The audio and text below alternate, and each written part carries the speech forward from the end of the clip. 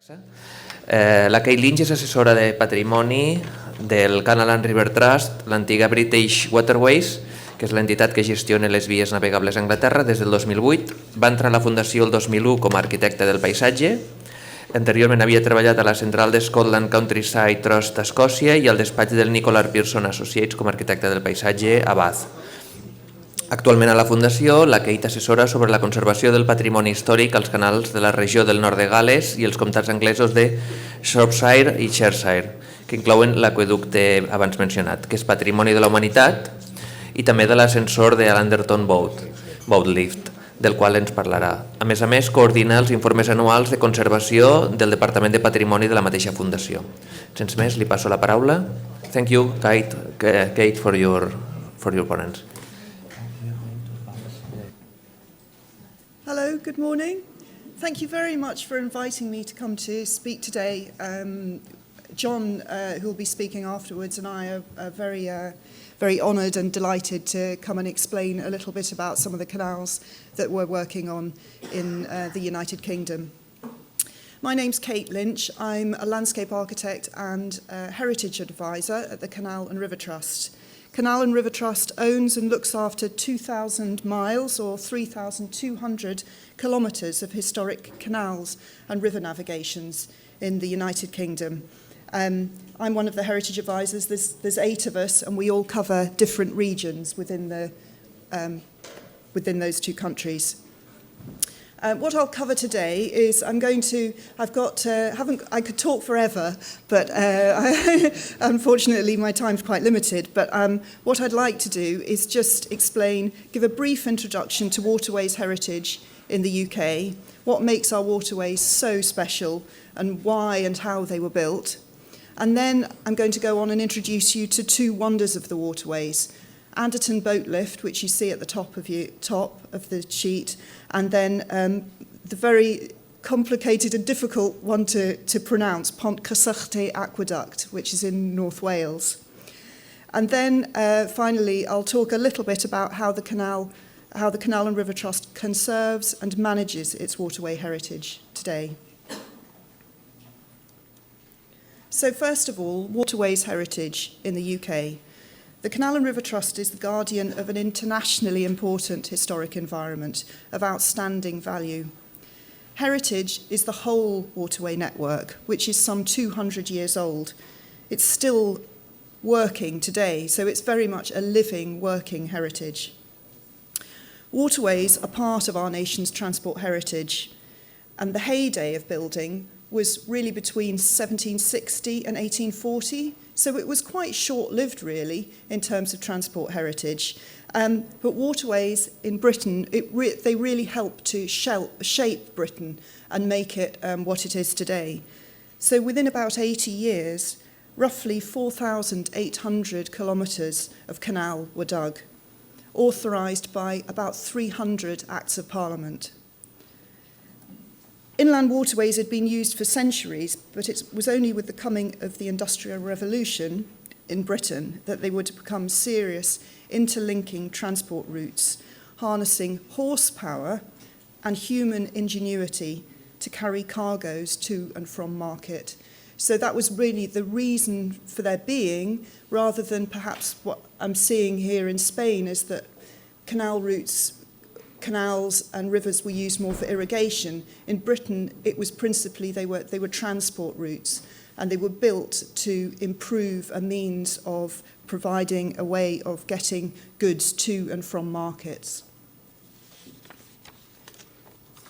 And it's important to, our charity also, one of its charitable objectives is to protect and preserve our waterway heritage.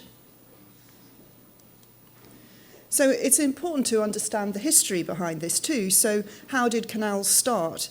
Well, unbelievably, they were built in the 1760s. They were built by hand by groups of what were known as navigators or navvies.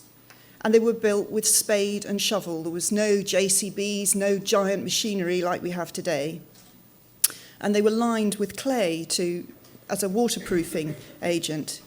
The work was often very hard, it was very dangerous work, and the canals took many years to complete. Some of them were never completed at all. Some of the canal companies ran out of money. So no mechanization as we have today. And then it's important to realise that they were actually built around the horse. So some of the special features that you see on some of our canals still show evidence of that. They show evidence of some of the rope marks that were caused by the horses as they pulled the boats along the canal. So before the canals were built, cargoes were very much carried on horse and cart. So it was very, you could only carry a very, very limited amount of coal to market or lime or stone. But once you had a canal boat and a horse, you could carry so much more, and that's why the canals became so popular as a new means of transport, really. And these horses worked all through the night. They were delivering goods to market, to Birmingham, to Manchester, carrying perishable goods like food, cheese, milk, and it was very, very hard work, both for the horses and for the people that were using them. The legacy that we have, this is just a few images that you can see, from very small features to much, much bigger soaring aqueducts and really enormous bridges. And I just put this up because it just shows what a mixture of styles of structures and assets that we're left with today. And I thought, as we'd come from the UK, I'd just give you just a snapshot of some of the structures that the Canal and River Trust look after. So I'll just do this very quickly, and then I'll go on to talk about Anderton Boat Lift and Pontcysyllte Aqueduct. So we have locks, like you. We have wide locks and we have narrow locks, and they'll vary depending on, their style will vary depending on where you are in the country. So they would have been built from local materials, local stone, locally made brick, and so the styles will change. This one on the left is what's called Cane Hill Lock Flight, and it's a flight of 29 locks in Bath in the south of England. And then there's earthworks. So, as I said, the canals were built by hand, and so you have these enormous sometimes cuttings and embankments where the canal is very much carved through the landscape, carving a straight through route through the countryside to try and create as direct a route to market as possible. And sometimes tunnels for canals too. The canal would go underneath the ground.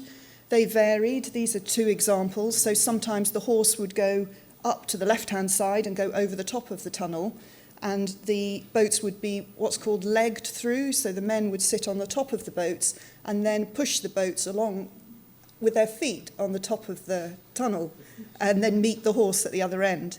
And then other ones had towpaths through them, so the horse would go through the tunnel. And then some of our most striking features some of our largest and most spectacular features are aqueducts that cross streams, rivers, roads, and they were able to keep the canal level, so it avoided the need for building locks. And again, they could be built from brick, stone, or I'll talk about one that's made partly from cast iron later. And then with the canals also came associated buildings too, so these varied in size and scale. So hundreds of docks and basins and wharves were created in industrial cities like Birmingham and Manchester, but also in smaller market towns and villages. And they meant that goods could be unloaded, loaded, or moved onto other types of transport. Other buildings could be much smaller, so it could be houses for places where the canal workers could live, stables for the horses, dry docks for maintaining the boats and building the boats, and then also maintenance yards for the general operation of the canal, keeping the canals working. Also then associated industries sprung up, so for example lime and brick kilns that took advantage of where the canal was to be able to get the goods away as quickly as possible. But now I want to go and move on to just talk specifically about two icons of our Canal Age. So Pont Curset Aqueduct, built in 1805, and Anderton boat lift, built later in 1875. This is where they are. Pont Curset Aqueduct is in North Wales, and just over the border, Anderton boat lift is in Cheshire, in northwest of England, if you're familiar with the UK. What I'll do now is I'll just show you, if this works, just a short introduction to Pont Curset Aqueduct, and if it works, I'll talk over this as I go. So,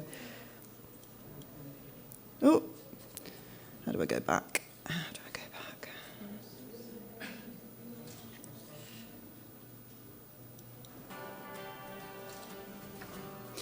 Pont Curset Aqueduct was completed in 1805. At 38 metres high, it's the highest and longest aqueduct in the UK. It was built at the height of Britain's Industrial Revolution, using cast iron, a new technology of the time. For 200 years, it remained the highest aqueduct in the world. Groundbreaking techniques were used to command the landscape and link Welsh industry to the wider world. It's internationally recognised as a masterpiece of waterways engineering. And it's a pioneering example of iron construction in a dramatic setting. It's a scheduled monument, and in 2009 it was inscribed onto the World Heritage List, together with 11 miles of this stretch of the canal.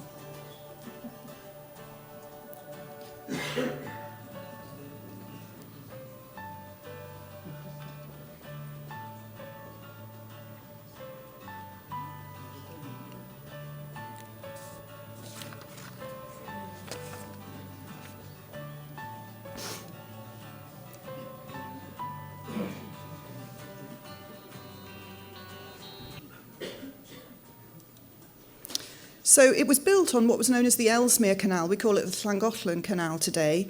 It was built between 1793 and 1808. And it was built to provide an improved network to transport resources like coal, iron, slate and limestone to market. And the industrialists needed better transport to help exploit their minerals in the area and connect Denbighshire, the local county, in North Wales to the wider world.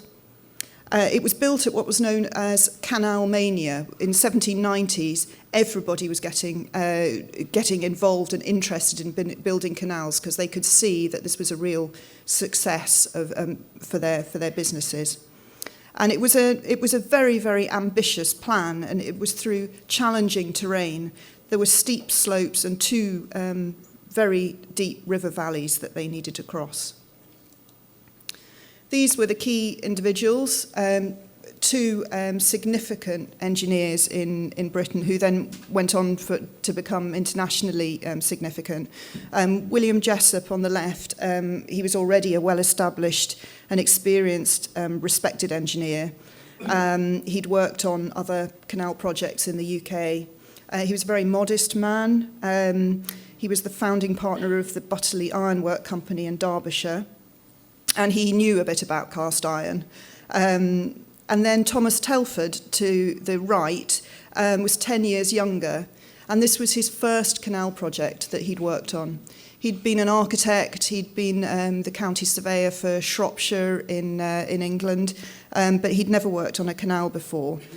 So this was really his first project, and from here he really went on to become really very, very well known, both in Britain and Europe and further afield. So there was a very cautious approach to building the structure first, to build it the ideas first of all. Stone aqueduct was proposed first of all, but there was obviously an enormous problem with trying to cross the valley. But there was an growing enthusiasm in the area for using cast iron in construction. So this was really, they wanted to try this revolutionary idea to use an iron tank, if you like, to support it on very high stone pillars to cross the valley.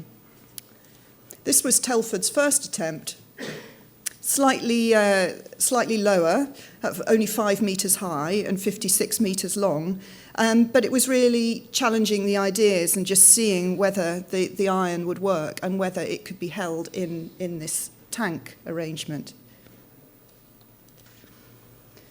So going back to Pontcysyllte Aqueduct, how was it built? Well, earth was moved from tunnel cuttings that were being built further along the canal to build up huge embankments. And then the stone piers were built up in stages. So in these pictures, you can see the construction platforms. So as they built a level, they would move up and up and up until they got to 38 metres high. And then the iron trough at the top is constructed of a series of iron plates that are bolted together. The lime mortar on the stone is lime mortar, but it also has oxblood in the lime mortar. There's lots of samples that have been done to find out what they used.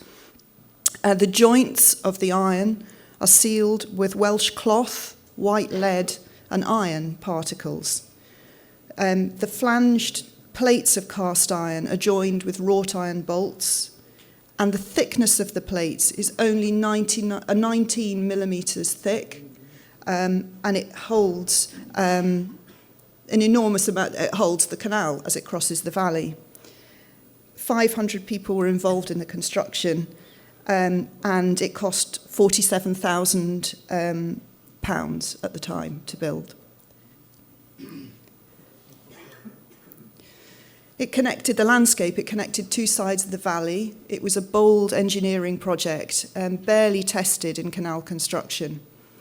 And the embankments were very important, very significant too. It was one of the largest earth-moving projects of the 18th century.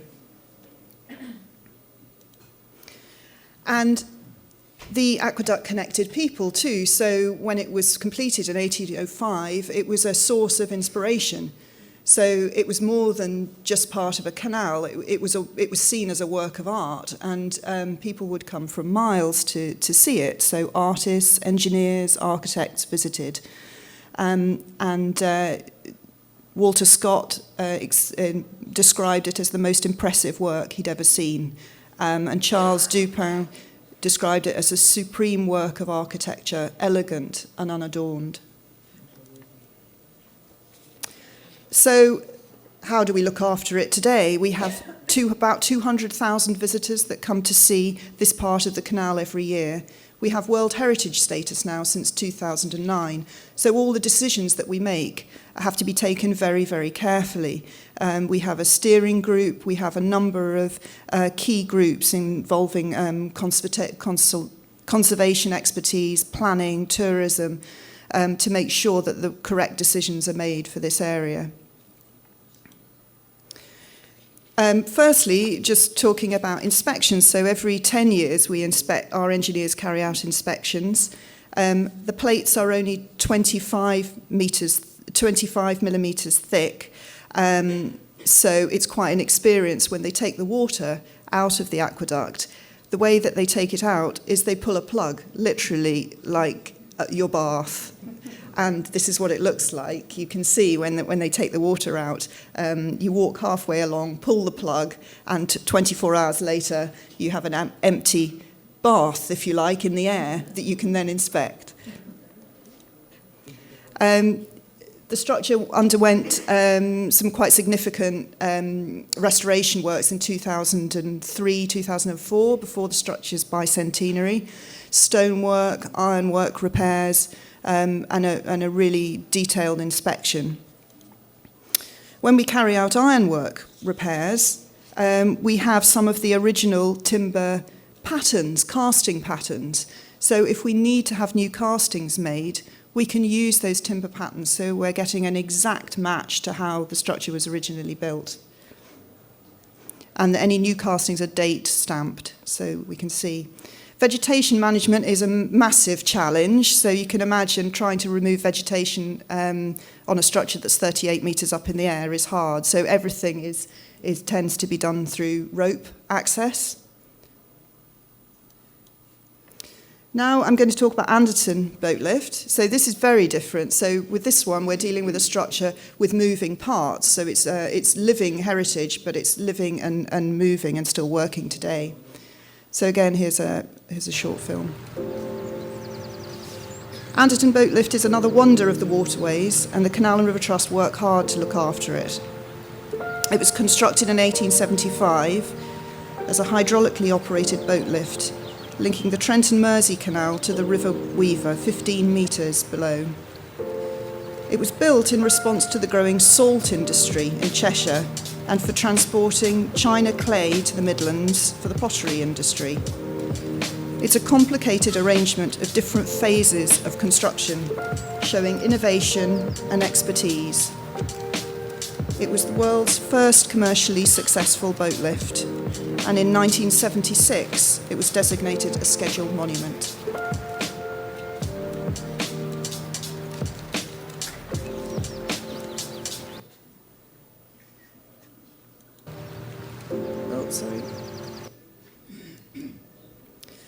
So just a little bit on the historic background. There's two phases, significant phases in the construction of this structure. So the picture on the left shows it in 1900. It's a spot the difference. If you look on the right in 1908, it's changed quite dramatically. So it was built initially as a hydraulically operated boat lift. To move salt on boats up onto the canal above. And the way that it operated was with two tanks or caissons that would move hydraulically up and move the boats up and down. There were all sorts of issues with its construction. And with its operation, which then went on to influence how it changed in appearance. The three key people were involved were a man called Leader Williams on the left and Edwin Clark, and they were involved with the idea and the construction of the hydraulically operated lift. And then A.J. Sainer then in 1908 was involved with with moving it to electric operation. So this is what it was as built. So you can see the two tanks of water with the boats in, how they sit side by side, and they move up and down hydraulically.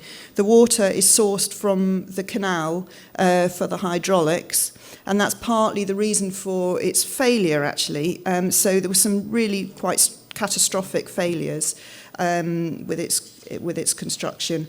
So it led to significant deterioration and ceased to operate. It was then changed, and an A-frame was developed around it, a superstructure, and it remained in operation for about 75 years. By 1983, 1950s boat traffic was really running down. There was decline, and it eventually was closed in 1983. But there was a huge amount of support for its restoration. And in 2002, after £7 million worth of funding, it was reopened. And today, we have visits, tours, events. You can get married on the lift if you want to.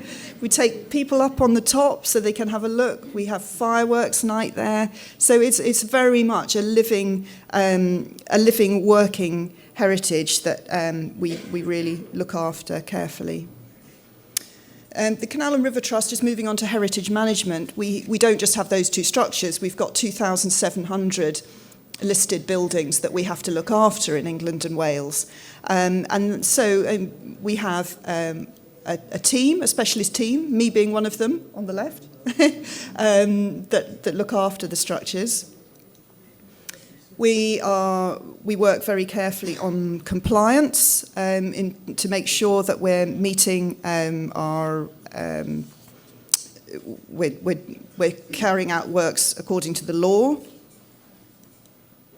We have significant challenges. The British weather is a challenge in itself. It never stops raining. But most of the work that we do is in the wintertime, so it's very, very cold, very icy. This is a canal down in South Wales, showing it when the water's taken out of it. So we have to work quite quickly because we have to get the water back in the canal so people can get their boats back on the canal. So this is tricky. And this is another problem that happens. Over £1 million each year is spent on trying to repair bridges like this. So these are agricultural vehicles, people that have gone too fast and they're just wrecking the bridges. So we don't own the roads, we don't have much control of that, but we do own the bridges and we have to pay for it quite often. So it's quite a challenge. We have specialist repairs. Sometimes we have to bring in specialist stonemasons or other people to help us. And increasingly, we have volunteers that help us. So as a charity, we work with volunteers an awful lot. So my colleague John will talk about some of the work that volunteers are doing on the Montgomery Canal. But they help us on some smaller tasks. In some cases, they're restoring waterways. But the most important thing is making sure that everybody has the right skills and training in place so that we're repairing our structures in the right way. And finally, moving on to new directions that the Trust is taking. Some of our work is incredibly repetitive. So our lock gates, for instance, are replaced on a 20-year cycle. And if you can imagine doing that with 2,700 listed structures, huge numbers of locks, it can become very repetitive. So we need to find a way of doing that and managing that effectively. So the way that we've been doing it in some areas is that we have what's called heritage partnership agreements. So it reduces the paperwork, it saves time and money, and it's a partnership with local government and the Canal and River Trust to give us advance consent for some repairs that we need to do, so we don't have to keep going back and asking every time. And we're now working with the government. We're out to consultation at the moment on developing a national listed building consent order for the whole of England. So the Canal Trust and River Trust will be very much a test bed for that. So we're waiting to see how that develops. And finally, we really want to promote our waterways heritage. So for John and me, this is a fantastic opportunity to be able to do that. We have open days as well where people can come down into our locks and actually see the work at hand, see the engineers and the craftsmen working. We have blacksmiths that also open up their forges, so you can come and see them working. So it's very much about keeping waterways heritage alive. So in summary, our inland waterways are working heritage, and they require a great deal of understanding and careful management. Pontcysyllte Aqueduct and Anderton Boat Lift are recognised nationally and internationally as masterpieces of waterways engineering. We take care to look after our waterways so that others can use them now and into the future, hopefully. So, thank you.